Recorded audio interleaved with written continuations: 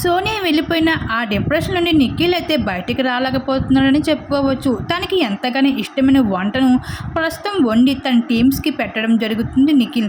సోనియా ఇలానే చేస్తూ ఉంటుంది, తను వండే వంట ఇలానే వండి పెడుతుంది అంటూ తలుచుకుంటూ ఉంటాడు నిఖిల్. ఇక్కడ యశ్విని కూడా అవును సోనియా ఉంటే ఇలానే చేస్తుంది అంటూ కొడుతూ ఉంటుంది. ఇంకా నేను ఉన్నాను కదా నిఖిల్, కాస్త ధైర్యంగా ఉండొచ్చు అంటూ యశ్విని అయితే నిఖిల్కి ఓదార్స్తూ కనిపిస్తూ ఉంటుంది. ఇంకా మరొక వైపు పృథ్వీ అయితే చాలా డల్గా ఉంటాడు, కానీ పృథ్వీని ఆట పట్టిస్తూ కనిపిస్తూ ఉంటుంది ఇక్కడ విష్ణుప్రియ.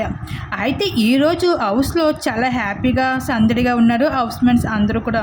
వాళ్ళ మొహాల్లోనే కనిపిస్తూ ఉంది సోనియా ఎలిమినేషన్ అయ్యింది అమ్మయ్యో అనుకున్నట్లుగా.